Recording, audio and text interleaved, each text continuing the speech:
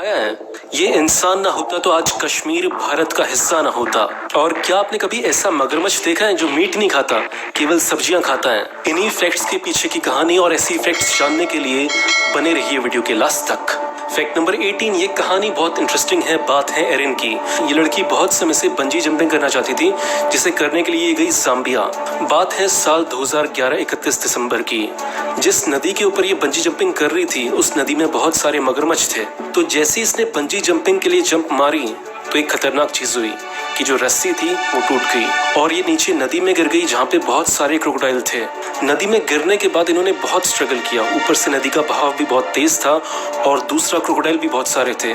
फिर भी इन्होंने हार नहीं मानी और 40 मिनट तक संघर्ष करते करते, पत्थरों से टकराते टकराते ये नदी के किनारे पहुंची और इन्होंने अपनी जान बचाई। फैक्ट नंबर 17, देखो क्या होता है कि जब भी किसी कार को मार्केट में उतारा जाता है तो उससे पहले उसकी टेस्टिंग होती है कि कितनी मजबूत कार है, और उस टेस्टिंग के लिए बहुत सारे मजबूत इक्विपमेंट्स लगे होते हैं। लेकिन जब टेस्ला कंपनी की मॉडल एस कार का टेस्ट हुआ तो ये कार इतनी मजबूत निकली कि इसने जो टेस्टिंग के लिए इक्विपमेंट्स लगे हुए थे उन्हीं को तोड़ दिया। फैक्ट नंबर 16, जब भी हमारे घर में कोई बर्तन टूटता है तो हम क्या करते हैं? बर्तन को फेंक देते हैं। लेकिन जापान में ऐसा नहीं होता। जापान में जब भी कोई बर्तन टूटता है तो वो लोग क्या करते हैं कि सारे पीसीस को इकट्ठा करते हैं और गोल्ड और सिल्वर की मदद से पूरे बर्तन को दोबारा बनाते हैं।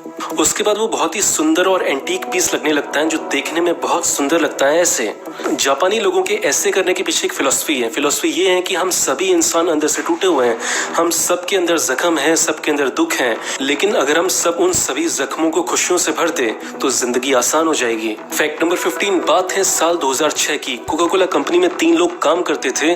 तभी उन्होंने कोका कोला का सीक्रेट चुरा लिया कि कोका कोला बनाते कैसे हैं। उनकी जो सीक्रेट इंग्रेडिएंट्स होते हैं वो चुरा लिए और फिर वो उसे लेके गए पेप्सी के पास, ये सोचकर कि हम बहुत सारे पैसे कमाएंगे पेप्सी को ये फॉर्मूला बेचकर। लेकिन पेप्सी कंपनी ने उस फॉर्मूले को लेने के बजाय कोका कोला कंपनी को बता दिया और पुलिस को बुला लिया और उन सभी लोगों को जेल हो गई। फैक्ट नंबर 14, क्या आपको पता है इंडिया के केरला में एक ऐसा मगरमच्छ है जो मीट नहीं खाता? ये मगरमच्छ पिछले 60 सालों से वेजिटेरियन है। इसकी डाइट में चावल और गुड़ बहुत ज्यादा है। इस मगरमच्छ का नाम है बाबिया और ऐसा माना जाता है कि ये मगरमच्छ केरला के अनंतपुरा टेम्पल की रक्षा करता है। फैक्ट नंबर 13, आज की तारीख में सबसे ज्यादा न्यूक्लियर बॉम्ब्स रशिया और यूएसए के पास हैं। इंडिया के पास भी 100-150 हैं। लेकिन आपको पता है कि रशिया के पास एक छोटा सा देश है यूक्रेन। यूक्रेन के पास एक समय में 5000 से ज्यादा न्यूक्लियर बॉम्ब्स थे, लेकिन साल 1996 में उसने जानबूझकर सभी को खत्म कर दिया क्योंकि वो दुनिया में अपने आप को एज अ पीसफुल देश दिखाना चाहते थे। फैक्ट नंबर 12, फ्रांस कौन से देश के साथ सबसे ज्यादा अपनी बाउंड्री शेयर करता है? आंसर है ब्राजील। ये कैसे हो सकता है? क्योंकि फ्रांस तो ऊपर है और ब्राजील बहुत नीचे। इसका आंसर ये है कि साउथ अमेरिका में फ्रांस की एक स्टेट है फ्रेंच गुआना, जिसको आसपास से पूरी तरीके से ब्राजील ने घेर रखा है। तो ऐसे फ्रांस की सबसे ज्यादा बाउंड्री शेयर करने वाला देश है ब्राजील। फैक्ट नंबर 11, क्या आपको पता है अपोलो 11 मिशन के जब एस्ट्रोनॉट्स वापस धरती आ रहे थे तब वो चांद पर एक छोटी सी सिल्वर की डिस्क छोड़कर आए थे। उस डिस्क के अंदर 73 मैसेजेस थे जो दुनिया के अलग अलग देशों ने लिखे हुए थे, जिसके अंदर उन्होंने अपनी अपनी भाषा में शांति के पैगाम लिखे हुए थे। फैक्ट नंबर 10, क्या आपको पता है चाइना में अगर आप किसी पांडा को गलती से भी मार देते हो तो उसकी सजा है मौत, आपको भी मरना पड़ेगा। और वहीं इंडिया में अगर आप नेता हो और किसी को भी मार दो तो कोई दिक्कत वाली बात नहीं, आपको कुछ नहीं होगा, टेंशन लेने की कोई जरूरत नहीं है, ठीक है। फैक्ट नंबर 9, ये किस्सा बहुत इंटरेस्टिंग है। आज से बहुत साल पहले शी बोयू नाम के एक बंदा माउंट एवरेस्ट पर चढ़ रहा था। तभी क्या हुआ कि उसकी एक टीममेट लड़की थी जो बहुत ज्यादा बीमार पड़ गई थी और उसे एक एक्स्ट्रा स्लीपिंग बैग चाहिए था, जिसके बाद शिया बोयू ने उससे अपना स्लीपिंग बैग दे दिया। लेकिन उसके बाद क्या हुआ कि अचानक से आंधी आई और शिया बोयू इंजर्ड हो गए और उनकी दोनों टांगे काटनी पड़ी। इसके बाद शिया बोयू ने जिंदगी से हार नहीं मानी और जब वो 69 साल के हुए तो वो 2 नकली पाँव लगाकर दोबारा माउंट एवरेस्ट पर गए और माउंट एवरेस्ट की सक्सेसफुल चढ़ाई की। फैक्ट नंबर 8, बात है वर्ल्ड वॉर 2 की नाजी जर्मनी की। क्या आपको पता है नाजी जर्मनी एक ऐसा वेपन बनाने वाले थे जिसका नाम उन्होंने रखा था सन गन। इसमें क्या होता कि वो आउटर स्पेस में एक बहुत बड़ा शीशा लगाते और उस शीशे से कॉन्सेंट्रेट करके पूरी एनर्जी को, सूरज की एनर्जी को एक शहर के ऊपर लगाते और एक ही सेकंड में पूरा शहर उड़ा देते। ये ख्यालों में अच्छा था लेकिन वो प्रैक्टिकली इस बात को कर नहीं पाए। फैक्ट नंबर 7, क्या आपको पता है जापान की एक कंपनी है YKK जो दुनिया भर में चेन बनाने के सिस्टम में दुनिया को कंट्रोल करती है। दुनिया में जितनी भी चेनें बनाई जाती हैं 50% से ज्यादा चेन ये कंपनी बनाती है। और नील आर्मस्ट्रांग जब पहली बार चांद पर गए थे तब इसी कंपनी ने उनकी चेन बनाई थी।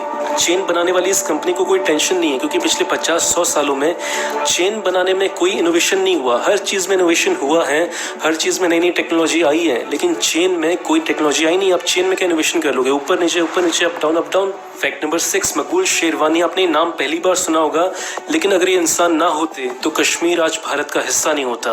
बात है साल 1947 की। पाकिस्तान की तरफ से पाकिस्तान की सेना कबाइल के रूप में कश्मीर पर कब्जा करने के लिए आ रही थी। तभी उन्होंने मकबूल शेरवानी से, जो कि उस समय 19 साल के थे, उनसे रास्ता पूछा कि कश्मीर की तरफ कहां से जाना है। लेकिन मकबूल उन्हें 3-4 दिनों तक घुमाते रहा, जिसकी वजह से इंडियन आर्मी को मौका मिल गया, टाइम मिल गया सही टाइम पर कश्मीर पहुंचने का। और इसके बाद जैसे इंडियन आर्मी कश्मीर पहुंची, उन्होंने वहां जाकर पाकिस्तानी आर्मी को खदेड़ दिया वहां से। लेकिन इसके बाद मकबूल शेरवानी को पाकिस्तानी आर्मी ने अपने कब्जे में ले लिया और उसके बाद उसे ऑप्शन दिया कि तो हमारे साइड आ जा, इंडिया के खिलाफ हो जा। लेकिन मकबूल ने ऐसा करने से मना कर दिया, जिसके बाद पाकिस्तानी आर्मी ने उसे बहुत बुरी तरह मार दिया।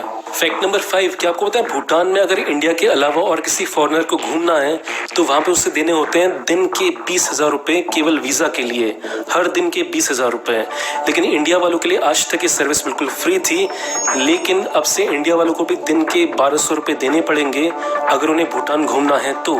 ऐसा भूटान ने क्यों किया? इसके पीछे एक कड़वा सच है, लेकिन सच तो सच होता है, फैक्ट तो फैक्ट होता है। ऐसा उन्होंने इसलिए किया क्योंकि जो इंडिया के टूरिस्ट होते हैं वो जहां भी जाते हैं ज्यादातर गंदगी फैलाते हैं और साफ नहीं करते, कभी कागज यहाँ फेंक दिया। फैक्ट नंबर 4, ये किस्सा बहुत इंटरेस्टिंग है। बात है दिल्ली के एयरपोर्ट की। वहाँ पे एक बंदा ऐसे ही चल रहा होता है, लेकिन उसे देखकर सीआईएसएफ को बहुत शक होता है, उसकी चाल ढाल पर बहुत शक होता है। तो सीआईएसएफ उसे अपनी हिरासत में ले लेती है और हिरासत में लेने के बाद उसके सामान की चेकिंग होती है। और जब वो सामान को चेक करती है तो उनकी आंखें खुली की खुली रह जाती हैं। होता क्या है कि वो जो मूंगफलियां ले जा रहा होता है, मूंगफली के कवर के अंदर मूंगफलियां नहीं होती, उसके अंदर होते हैं नोट्स सऊदी अरेबिया के। और जो वो पका हुआ मीट ले जा रहा होता है, मीट के अंदर भी सऊदी अरेबिया के नोट्स होते हैं और बिस्किट के पैकेट के अंदर भी इतने अच्छे तरीके से नोट्स को छुपाया हुआ होता है। तो ऐसे कुल मिलाकर वो 45 लाख रुपए इंडिया से दुबई लेकर जा रहा था। फैक्ट नंबर 3, अगर मैं आपसे पूछूं कि चेस का इंडिया का चैंपियन कौन है तो आप सभी कहोगे विश्वनाथन आनंद। लेकिन अगर मैं आपसे पूछूं कि इंडिया का कैरम का चैंपियन कौन है तो आप उसका नाम नहीं बता पाओगे। उनका नाम है चेन्नई के रहने वाली मारिया इरुदियम। ये अपने समय के बहुत ही खतरनाक कैरम प्लेयर थे। ये 2 बार वर्ल्ड चैंपियनशिप जीत चुके हैं, मतलब कि वर्ल्ड में नंबर 1 आ चुके हैं। और ये अकेले खिलाड़ी हैं जिन्हें कैरम के लिए अर्जुन अवार्ड मिला था। लेकिन इतना ज्यादा सक्सेसफुल होने के बावजूद भी इन्होंने अपने बच्चों को कैरम में आगे नहीं बढ़ने दिया, क्योंकि इनका मानना है कि चेस अगर खेलते तो चेस में सब नाम जानते हैं विश्वनाथन आनंद, लेकिन कैरम में आगे जाकर कोई स्कोप नहीं है। लेकिन फिर भी आज की तारीख में चेन्नई में अपनी एक एकेडमी चलाते हैं जहाँ पे बच्चों को कैरम खेलना सिखाया जाता है। फैक्ट नंबर 2, आप ये तस्वीर देख रहे हो, इस तस्वीर में एक जो मकड़ी है एक कीड़े को खाने वाली है। क्या लगता है ये तस्वीर कितने साल पुरानी होगी? ये तस्वीर है 10 करोड़ साल पुरानी। अब सवाल ये उठता है कि इतनी पुरानी तस्वीर आज तक जिंदा कैसे रही? आपको याद होगा कि बचपन में जो पेड़ का गोंद होता है उसको निकालकर हम कुछ भी ऐसे खेलते रहते थे। वो जो पेड़ का गोंद होता है वो किसी भी चीज को करोड़ों साल तक बचा कर रख सकता है, बारिश से या किसी भी और चीज से। इसीलिए गोंद को नेचर का टाइम कैप्सूल कहा जाता है। तो आज से 10 करोड़ साल पहले क्या हो रहा होगा कि कोई मकड़ी कीड़े को खाने के लिए आगे बढ़ी होगी, लेकिन तभी वो गोंद के अंदर फंस गई होगी और वो गोंद साइंटिस्ट को मिला 10 करोड़ साल के बाद। फैक्ट नंबर 11, इंडिया में अगर मुर्गी का अंडा मिलता है तो क्या करते हैं? बॉईल करके खा जाते हैं, ऑमलेट बना के खा जाते हैं। लेकिन चाइना में ऐसा नहीं होता। चाइना के लोग क्या करते हैं कि मिट्टी से बना हुआ एक मसाला तैयार करते हैं और उस मसाले को उस अंडे के आसपास लगा देते हैं और उस अंडे को 30 दिनों के लिए किसी डब्बे के अंदर डाल देते हैं। और उस डब्बे से जब उस अंडे को 30 दिन के बाद बाहर निकालते हैं तो वो ऐसा काला अंडा निकल के आता है और वो इस काले अंडे को फिर खाते हैं। अंडे को 30 दिन तक ऐसे सड़ा कर काला कर कर खाने का टेस्ट कैसा होता होगा ये तो पता नहीं, इसलिए तो चाइना जाना पड़ेगा।